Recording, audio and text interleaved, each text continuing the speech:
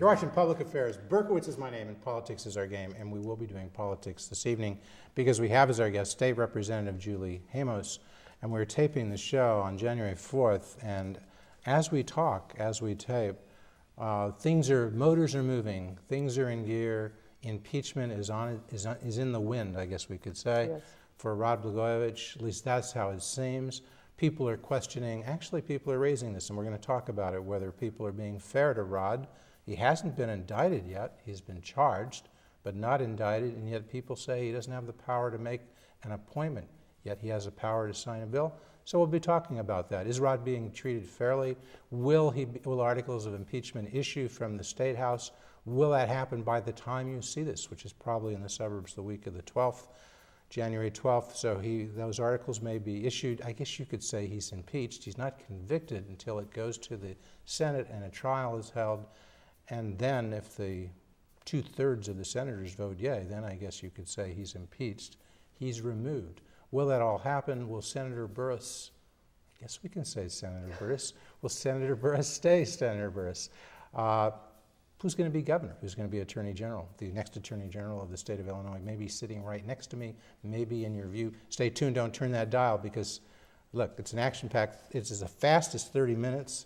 That you've seen and will see on TV, almost as fast as when Julie Hamos left Hungary at the age of 7 with barely the blouse on her back, you might say, right? Okay, yeah. Blouse well, on her it's back. true that my parents only had 24 hours to decide. That was their moment, the moment they'd been waiting for. They had to act. It was the middle of the revolution, and we escaped in the middle of the night. And the tanks were coming in, and Hamos and family were going out, and your grandmother was leading the charge, right? Well, she made the arrangements. She stayed behind. We walked across the border.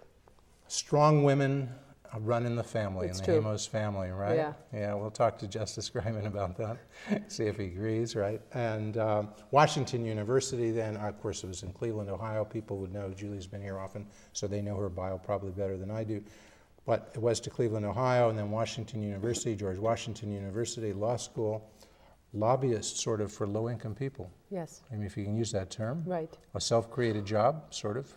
Totally a self-created job, really an advocate for the people, which is actually what Lisa Madigan calls herself as Attorney General. That's why I've been so interested in the role of Attorney General. So, that's what I was way back 30 years ago. Well, let's not fool around. Are you running for Attorney General? You know, there's so many other things to talk about, Jeff, right now. We'll get there, but just really, give us a quick answer, and then we'll You know what? Right to the I'm show. looking at the possibilities.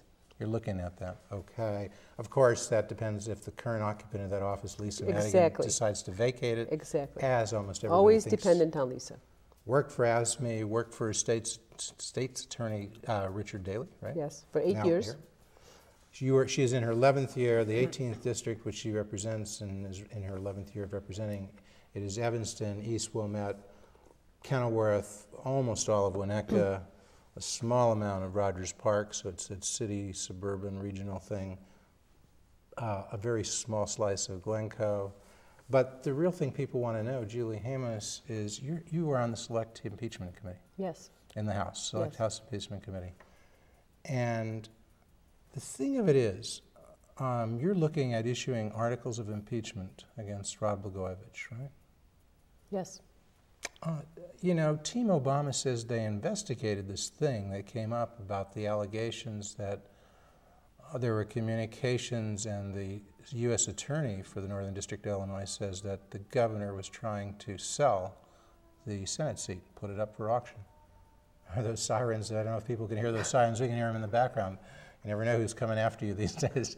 In any case, so Team Obama said they looked at those communications, and they didn't see any inappropriate discussions, and they didn't see that Rod Blagojevich ever suggested something in return for names that were being suggested by Team Obama for the next senator to replace Barack Obama.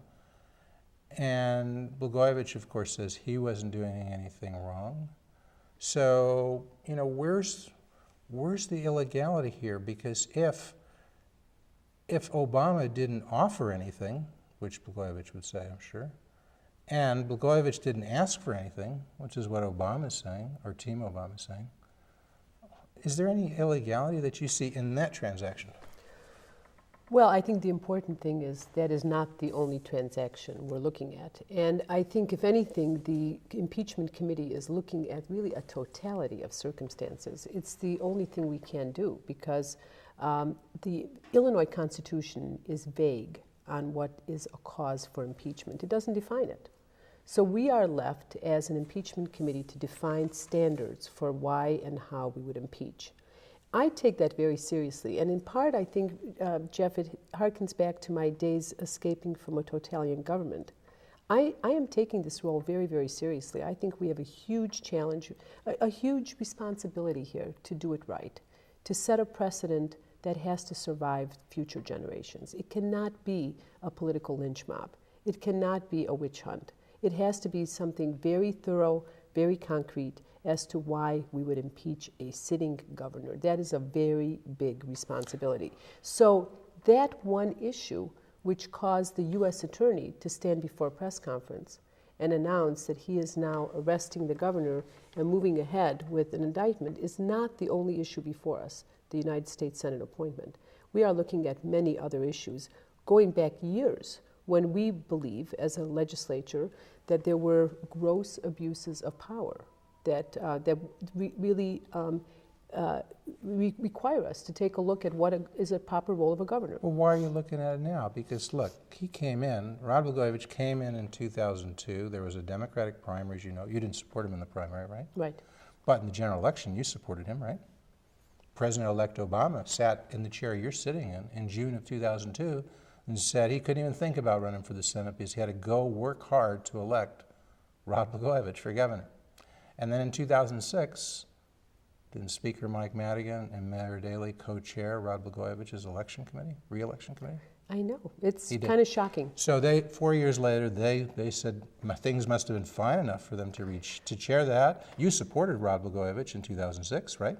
Yes. You didn't support He was our sitting governor. But Edwin Eisendrath, you had a choice, a reformer in the Democratic primary. Did you go with Eisendrath or did you go with Blagojevich? He was our sitting governor. You went with Blagojevich, okay. I don't mean just you, the whole Democratic Party, well, 30% of the folks, the voters went with Eisendrath, but the overwhelming majority of the public officials, I'm sure, Democratic officials, stayed with Blagojevich. Well, so my point is, what's happened now if it's not this U.S. attorney complaint about the sale of the office, January 4th, 2009, what's happened now to make these abuses that, as you say, have been going on for years and years? I mean, why would you impeach him now if he was good enough to re-elect, according to the Democrats, in 2006? Again, I think it's a totality of circumstances. What put it over the top, certainly for me and for other members of the committee, is when our sitting governor was arrested by the federal government. Now, I would personally feel better if there was an indictment.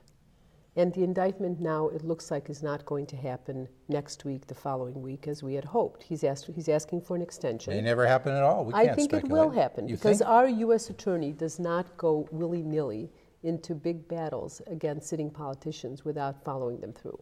And he has a lot of evidence, including a lot of wiretap evidence. Now, let's talk about one aspect of this, which is very important, and I think will all play out even before your viewers have a chance to see the show. And that is that the United States Attorney tomorrow, which is January 5th, is going into court to ask to release certain tapes to us as the impeachment committee. And these tapes have to do with one transaction on one bill, as we're told. We haven't seen them yet. And I'm sure we're going to have access to them at some point. It may not be tomorrow. There may be a continuance. And that has to do with a bill that we passed in Illinois that deals with the horse race industry. Yeah. And I think what we're going to see there is the smoking gun. We're going to hear on wiretaps true play to pay in action, where the governor is selling his signature on a bill in return for contributions from the horse race industry. How many we haven't seen it yet. How many That's our guess. How many conversations will this be? I don't know. How many tapes will it be? I don't know. But it won't be the whole. It won't be the entirety. It is a pattern with this governor. And you know what, Jeff? As we look back, you brought back sort of the history of this governor's, really the whole trajectory of how he got elected, how he got reelected. He got reelected because he had raised $20 million to run a campaign. How does a guy raise $20 million? Who gives him that money? What does he ask for it back? What do people ask for it back? That is the insidious role of money in our government system. Well, we needed to ask questions then to look at all of the big contributions, and we did. And we knew that there was a hint of corruption around this guy for a very long time. Who knew that? Well, the United States Attorney has been really sniffing around for a long time. We did. You knew. We, the legislature, worried about it. Speaker Mike Madigan knew. We worried about it. Mayor Daley knew. We worried about it because there was so much money that was circling this guy, and the United States Attorney's Office was circling around him. This isn't the first time we've heard of this. Already people around him, his closest people around him, have been indicted, have pled guilty. We're seeing that also in this criminal complaint. So people are telling us in their pleas of what kind of transactions there are. Tony Resco, Joe Kerry. Exactly. These are some of the closest people. These are all Democrats, except for These are all Democrats, and they're the closest people Stu around Levine, the I guess government. you could say, was a Republican or something. It doesn't even matter. But Resco was a Democrat. Joe Kerry was a big-time Democratic The previous governor, official. who's a Republican, is serving time in prison right now, only 2 years ago. How shameful is that in Illinois, that we have two sitting governors within 2 years being convicted? But the Republicans have something over the Democrats on that. They saw the corruption as a people in the party. They saw the change in positions. He couldn't be trusted.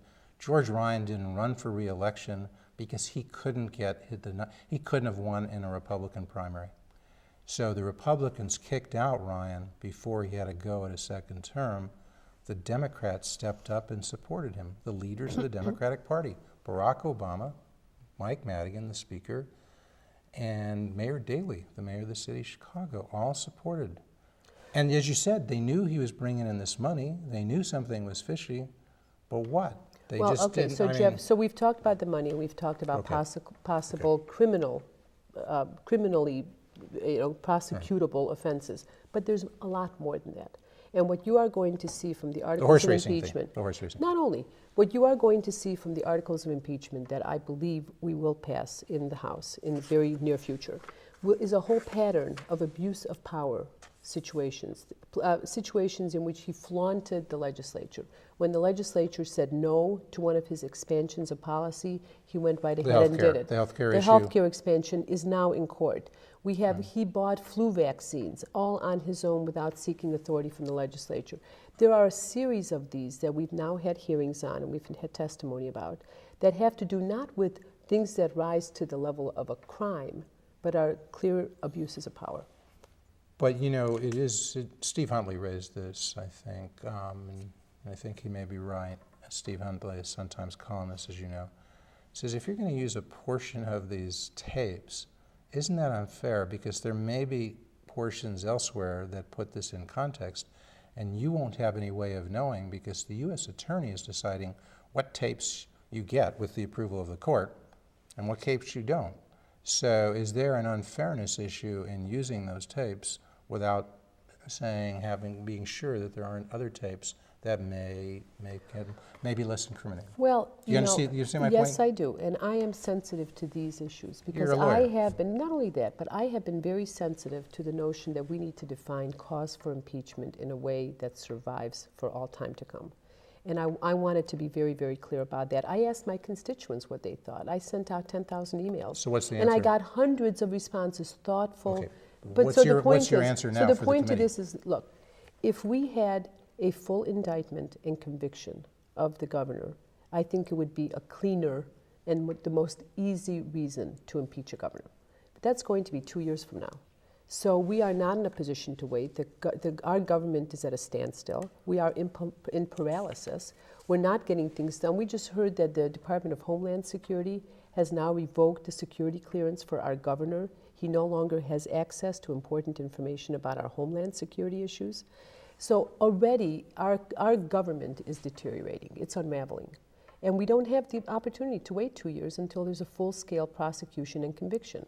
So we are looking again at a totality of issues that have been before us, and now it all adds up, and we're putting it together, and I think we will proceed with impeachment. But look at this. I'm still hoping he's going to resign.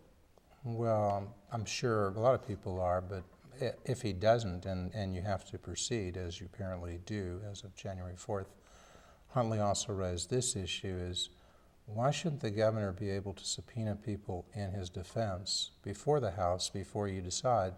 For instance, he would like to subpoena Valerie Jarrett, because Jarrett said, according to Team Obama, she wasn't offered anything. She didn't have to report anything inappropriate. Yeah, well, then this may happen in the Senate.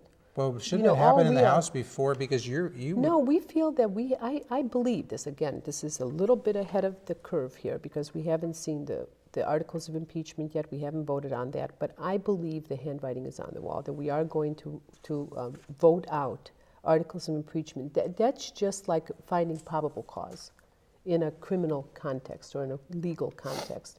It's not exactly that, but it's like finding probable cause. The full trial still has to happen in the Senate.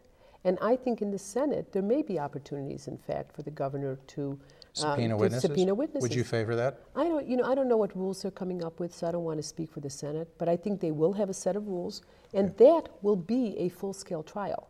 That's not what we have before us now. That's not even required of us right now. Should you folks have set a special election to replace Barack Obama? Are you regretting that you didn't? And I say that you, being the Democratic majority in the State House and in the Senate, you folks could have, and apparently Dick Durbin and other Democrats initially favored a special election, and then they decided no. Well, I was for a special election, and I think we should have done it. We did come together as a House about 6 days after the governor was arrested. It was the issue that brought us to Springfield in the first place, before we even started the impeachment. And I spoke out for a special election at that time. The problem is that if the governor had wanted to subvert our process, as seemingly he is now with the Roland Burris appointment, he never had to sign that bill. So we pass a bill to the governor, it sits on his desk, he has 60 days to sign it. But he said he would sign if you folks, he did say that. No, he did say that if you folks passed, because people were worried he was going to make an appointment, he said if in fact the legislature signed a bill setting up a special election, he would sign it. Mm-hmm. So apparently that wasn't the problem. And now the problem is that he's made this appointment, as most of our viewers should probably know, of Roland Burris, to be the U.S. Senator to replace Barack Obama. And the Democrats in the Senate are a bit uneasy with this. In the United States Senate are a bit uneasy with this. I think they're uneasy with it in Illinois, the Democratic Party. But under Article 1, Section 3 says the qualifications to be a U.S. Senator is that you be 30, that you be a citizen of the United States for 9 years, and an inhabitant, I guess a resident of the state from which you... Right? That's it. And clearly, I think Burris meets those qualifications. And more. And nobody's disputing the fact that he has the ability and experience to do this. By what right does the U.S. Senate decide not to let him take his seat as the duly appointed U.S. Senator from the state of Illinois? Well, again, this is going to be a little bit of drama that we're going to see this week before people have a chance to see the show. I know the drama, I don't know. You're a lawyer. You're sitting on the impeachment committee. I think there's a lot of question, both about Jesse White's ability to deny certification and about the United States Senate's ability to deny seating. I think there is a legal question here. I'm told that the United States Senate right now is planning to hold hearings, to put it into a rules committee, and to study it. Sure, but it's a delay tactic. And that just delays. It's a delay tactic, you and probably. I know. Look, by looking at the law. And probably what's going to happen is that we are going to impeach, or the governor will resign. I'm told. U.S. Constitution here. Exactly. It should count. Don't leave home without it. Always keep it in your pocket. That's what we learned at the law school at the University of Chicago, right? Yeah. Okay. So I think what could happen is that before this really plays out in the U.S. Senate, we're going to have a new governor, Pat Quinn.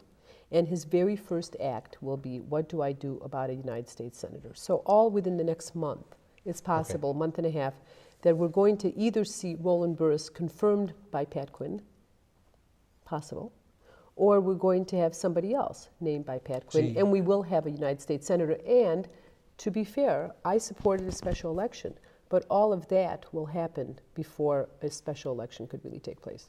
So we will have a United States Senator for Illinois before we could ever have a special election, probably. And the other really may not be decided who the U.S. Senator is. You may have two people vying for that office in terms of presenting themselves to the Senate, and the Senate may be choosing, and doesn't the first in line usually get it? Well, Wouldn't Roland Burris be first in line, first in time? I think it's a mess. And I think this was another example of our governor doing a sort of a gotcha. right at us. But also the Illinois Democratic Party has to take some fault here, don't you think?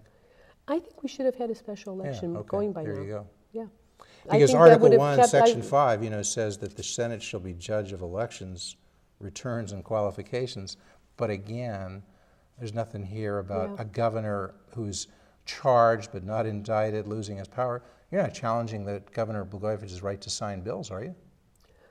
I guess not, because we still pass them. All right, so if he can sign bills, he can make I'm not sure we're going to pass too appointments. many more, yeah. All right, so that's kind of a pickle. And then you get this problem, too, with Harry Reid before Senate leader, well, whatever we call it, the majority leader, the #1 person in the U.S. Senate, Harry Reid. He calls up Rod Blagojevich before he's arrested, a few days before, and says, you know what? He doesn't think that Rod should nominate Danny Davis, Congressman Jesse Jackson Jr., or Emil Jones, Senate President. He says no, and he says, but you can nominate Lisa Madigan or Tammy Duckworth. This was. Do we see something? I mean, do you see a pattern there? Tammy, yes. Lisa, yes. Jesse, no. Maybe Danny, he likes no. women. Maybe he thinks women do a really great job in the U.S. Come on Senate. now. Is there a racial issue here? Because he's saying no to 3 African Americans and he's saying yes to 2 whites. I don't really believe this story. It's a story we heard about for the first time today. Does Harry Reid deny it? Whose story is this? No, we've heard about it a few days ago. Has Harry Reid denied it? Apparently not. I haven't heard him deny it. Well, I think. I mean, if this weren't true, I know Harry Reid. He'd deny something real quick. Okay. I think we can say this is true. I don't know what to believe in that. I think that he has to deal with this within the United States Senate. And I'm going to be curious to see how they deny access to the only African-American male who walks to that chamber this week. It's going to be a big challenge for them. And I think they better do it right, or it's going to create some real havoc within the Democratic Party. Okay, so pretty much maybe people ought to get used to the phrase Senator Burris, right? You know what, and here's the other important thing to say. I would say that may be true. And here's the important thing. He's going to have to stand before the voters to get reelected for his full term in just a few short months. Our primary for the 2010 election that he would have to run in is February of 2010. Right. That's 13 months away. So Roland Burris, if he does get seated and he becomes our current United States Senator, in this summer, this fall, he's going to be out there pounding the pavement, convincing Illinois voters why they should elect him. Good luck, Roland Burris, because he's going to be wearing the albatross of former Governor Rod Blagojevich. He'll be the incumbent. Who's going to take him on? I think that could be a crowded field. But you know what? He's going to be wearing this albatross that he came in as Governor Blagojevich's guy. I don't know that he can get elected. Do you think Tammy Duckworth would take him on, maybe? Danny Davis? I think it's going to be a crowded field. Jesse Jackson? Could be a crowded field. Is Jesse Jackson now tainted because of being Senate candidate number 5? I hope not. I don't know exactly what transpired there, and I'd like to... About the emissaries and the Indian Americans we don't know what to believe money. Again. We haven't heard the tapes. We don't know what to believe. So you don't think he's tainted by them? I hope not, because I think he's done a great job as an Illinois congressman. He's a principled guy, and I hope that he's not tainted. Okay, so the scenario it looks like you're painting is that we're sitting here on January 4th, but probably by January 14th, if not before, by the time the new General Assembly takes their seats, right? Yes, that's my prediction. The articles of impeachment will have issued. Yes. They will have gone to the Senate. Yes. But the trial won't be completed by January 14th, no, the trial in the Senate. No. But we're hearing people today, I think Cullerton said today, if not him, somebody else, he's the new Senate president, this thing could be done in 2 weeks or so, a few weeks. I think he's looking at the impeachment that occurred against Bill Clinton. I guess he's saying that only took a few weeks, I don't remember. So does that sound reasonable? By February 1, Rod could be out of here? Well, in between Pat Quinn, it could be Governor Pat Quinn by February 1. In between that, let's remember there is something called the U.S. inauguration. And I think half January the Senate... 20th. Yes, half the Senate is going to leave have to town take a day or two off for that, for you a think? few days, yeah. But I do think they're going to take their role very seriously, and I think they're going to proceed, do deliberation. I do hope the governor will resign, because at that point, when the governor sees the handwriting on the wall, what's in it for him to see this played out? Why would he be embarrassed with the full tapes being exposed, or certainly with this part of the tapes that we're going to have access to being exposed. Why does he put his family and his kids through that? Well, maybe how does he benefit from that? Say he gets the right to subpoena. Why does he become and say he can subpoena Valerie Jarrett, Rahm Emanuel, because Valerie Jarrett said, you know, there's this thing about Tom Balanoff coming up to her and saying, oh, the governor might want to be, Secretary of Health and Human Services? And she says, not a chance, but Jarrett says that's not a feeler to whether there was a trade. If Jarrett says that, and there are tapes that say they weren't offering anything for Jarrett. The Obama administration wasn't offering anything, and she's saying Blago didn't ask for anything. So if he gets those subpoena power, I know you say there are other things, that thing may go by the wayside. That is, the Senate can't convict him on that. I don't think... We're going to continue to speak as the credits roll, but I very much want to thank our guest, State Representative Julie Hamos, who of course is on the House Select Committee on Impeachment. You're watching this on January 4th, 2009. I should say we're taping it on January 4th, 2009. By the time you're watching it, articles of impeachment could be issued, and we could be talking about their conviction will follow shortly. Pat Quinn, the lieutenant governor, becomes governor. Yes. And Julie Hamos, what's that look like in that Democratic primary for governor in February of 2009? Who does Pat Quinn face? 2010. Well, the primary's in 2009, isn't it? 2010. 2010. Yeah. Sorry. But that's very close. That's coming up. I'm sorry. Okay. It's still very close. All right. Yeah. So, so a year from now, there's a February 2010. I think it's possible that we are going to see full campaigns for United States Senate, governor, lieutenant governor, attorney general, comptroller, and treasurer. A flock of people, Republicans and 6 Democrats. 6 openings. There may be lots, okay. Maybe the only person staying where he is Jesse White. Okay, because Comptroller Hines runs for something else. Lexi's Attorney General Alexi Janoulias is talking about running for something else. So the AG, Madigan runs for something else, Comptroller runs for something else. Lieutenant Governor's an open spot. Treasurer runs for something else, Lieutenant Governor's open. So, and you run for AG, for Attorney General. It's going to be a robust election. And you may be facing who? John Fritchie, if he doesn't run and win in the 5th. Clint Krisloff for Attorney General. The only one I've heard is not even on your list, Jack Franks. Jack Franks, he is now. Yeah. Okay, and he's a colleague of yours. Yes. He's a colleague of State Rep from McHenry, right? Yes. All right. So what have you learned? Pay to play, House Bill 101 passed. Is it over now? No. With all of this? I think now there's we still have going to be really more pay to play? campaign finance reform. It's time. Why? Because you just had this deal. If you do more than $50,000 worth of business with the state, you can't pay the person who gave you that contract. You can't give them a contribution. Excuse my language, right? You can't pay them. So why do you need more legislation? Isn't that enough? Well, I think we should have campaign contribution limits all the way around. You know, when you have limits like the federal level? Like federal level. But it doesn't work there. Look at public financing. You know what? Barack Obama would not have been president of the United States had he not evaded, that is, not accepted public financing. I'm not talking about public financing. I'm talking about contribution limits. You don't want to go to public financing? That's not necessarily the issue before it. The point is the federal ban would have worked against Barack Obama. But you know what? You know that. Jeff, there's a big difference between giving a $25,000 contribution and a $2,300 contribution. And a $2,300 contribution in our world is not so big that you would sell your soul.